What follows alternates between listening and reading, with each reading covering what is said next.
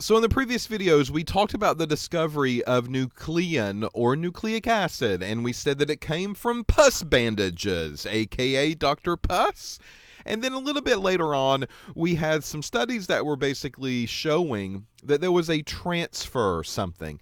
Something was dead, right? This virus wasn't virulent. And because of that, it could not make the host sick. But for some reason, when we put alive non-virus carrying cells inside of a mixture that had dead virus, something happened and it made the virus, quote, alive again, right?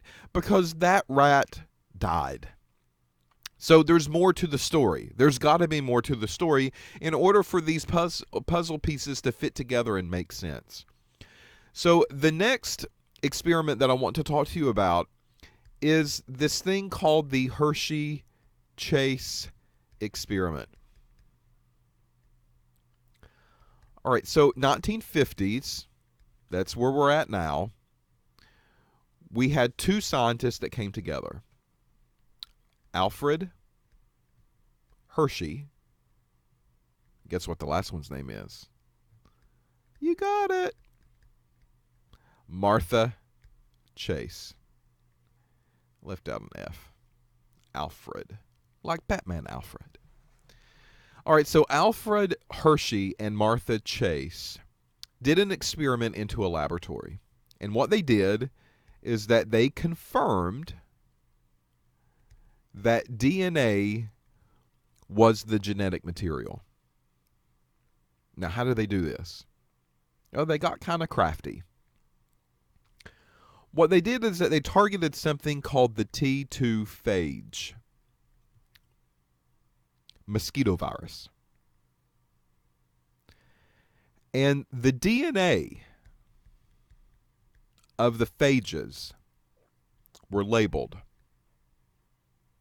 And they were labeled with P32.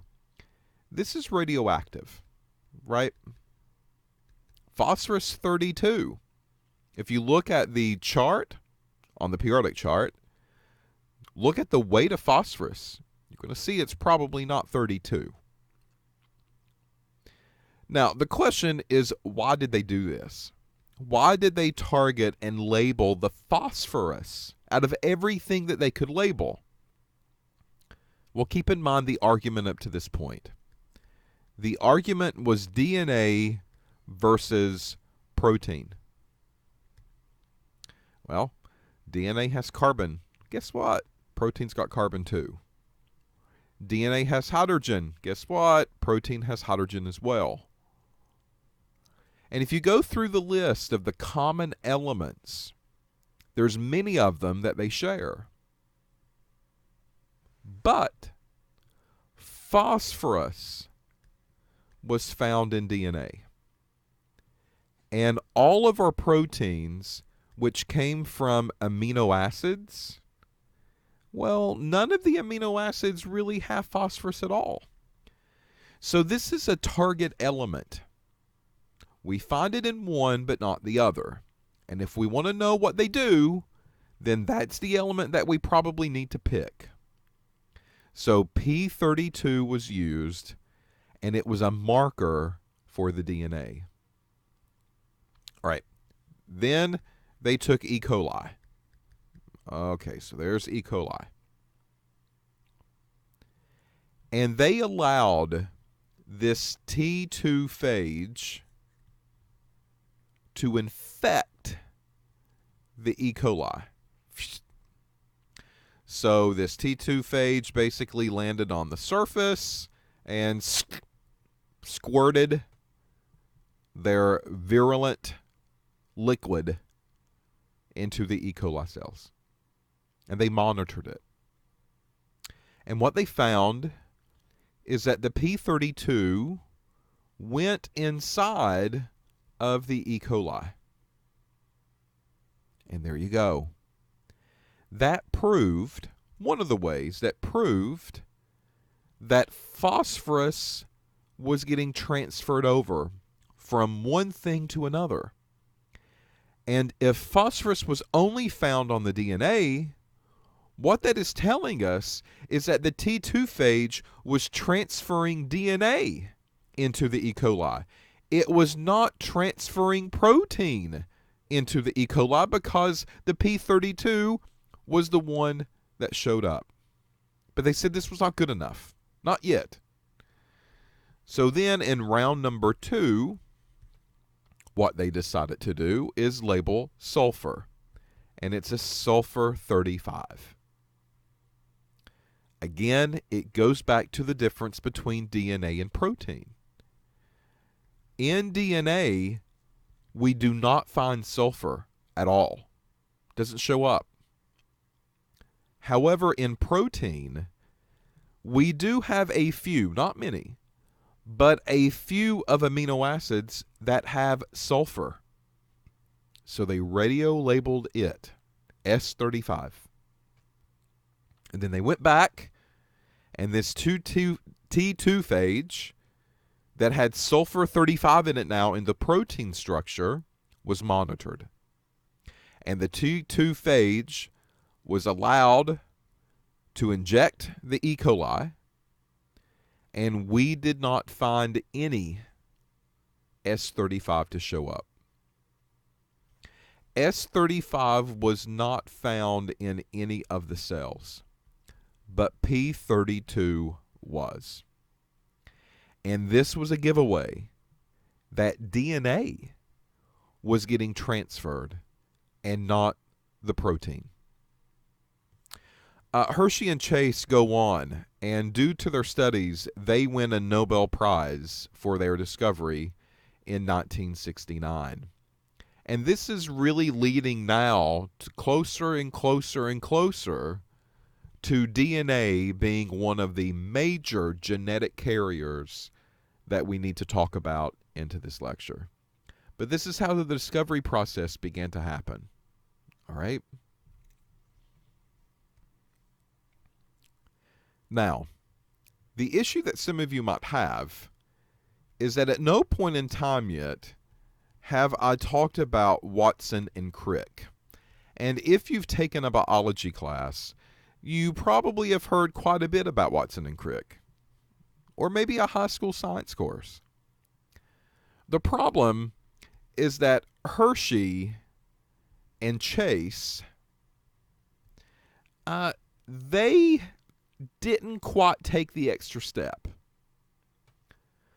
So when they wrote their paper and when they published their research, what they had stated was that protein was not the hereditary material. Very similar to what had been done in the past. But they didn't make the connection to DNA yet because they weren't comfortable with that. Right? No one thought that DNA was smart enough in order to do this.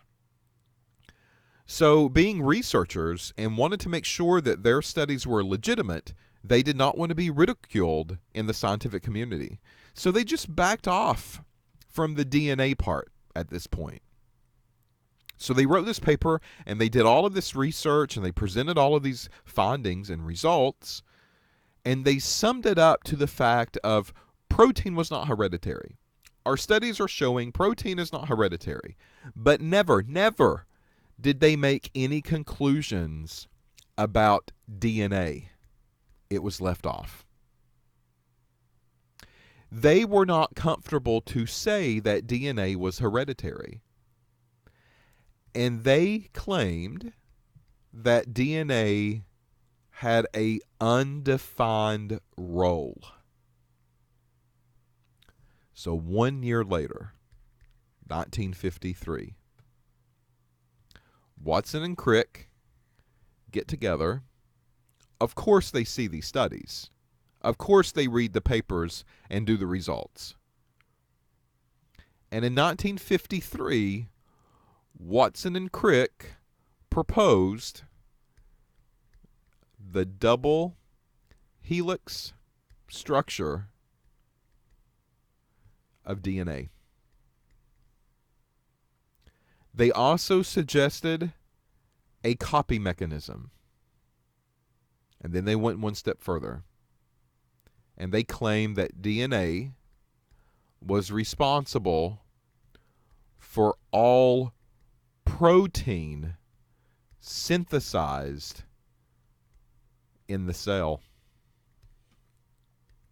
That was pretty big. Up until this point, we thought that these two did not talk to each other.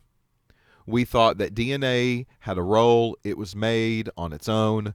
Protein had their roles. They were made on their own, and there was no connection between the two. And Watson and Crick basically said, listen, this protein stuff that you thought was genetic material this whole time is not genetic material.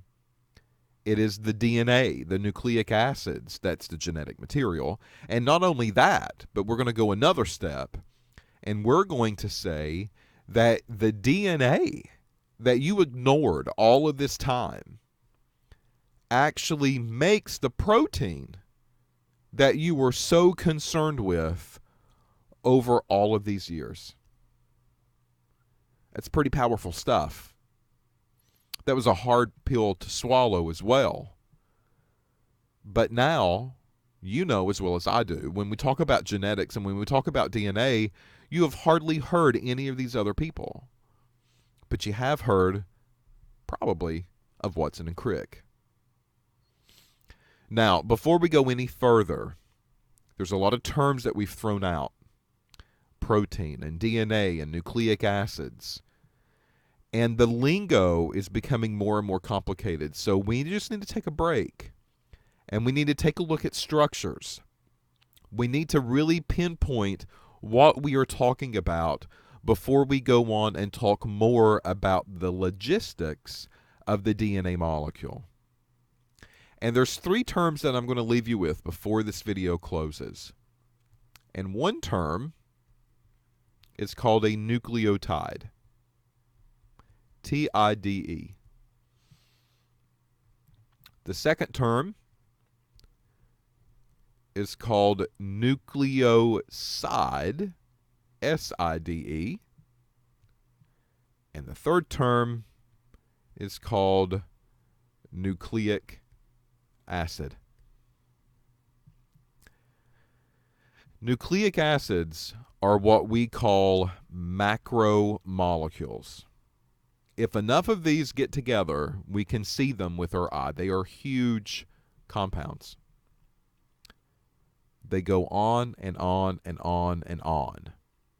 They form chains, kind of like a train.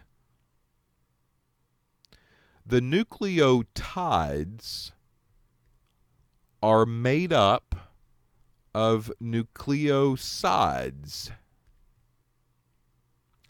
that are bonded with a phosphate.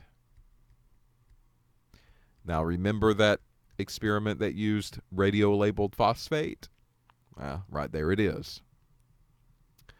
The nucleosides, well, they're composed of something a little bit different. There is something that we call an aldopentose. Pent means 5 carbons. An ose is very common in the sugar world.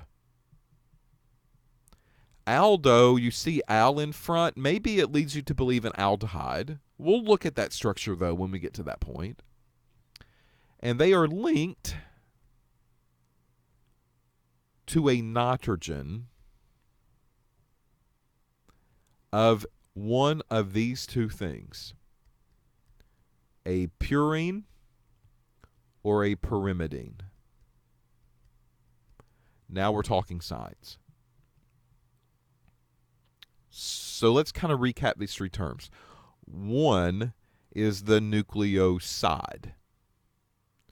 The nucleoside is this sugar compound that is linked to a nitrogen on a purine or pyrimidine.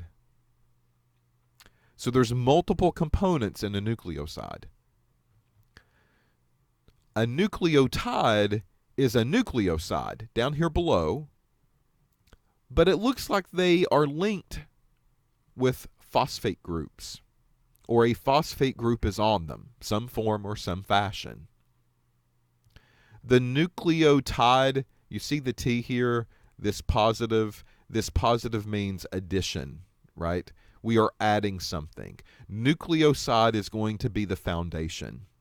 We're going to add something to the nucleoside, and we turn this into a nucleotide. And then the nucleic acids are basically nucleotide chains. So we've built up yet again. In the nucleic acid category, there are two major ones. The first one is DNA, and the second one is RNA. DNA, what does it stand for? D is for D-E, oxy. That oxygen represents an oxygen, of course, the oxy name, prefix. So we are removing an oxygen from something is what deoxy stands for. Again, we'll look at that a little bit later. Ribonucleic acid.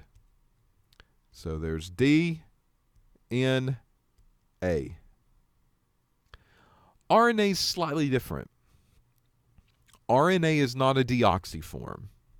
RNA is our ribonucleic acid, RNA.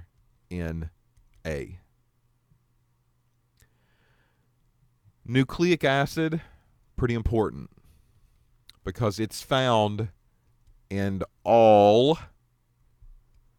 living things. This includes cells and viruses.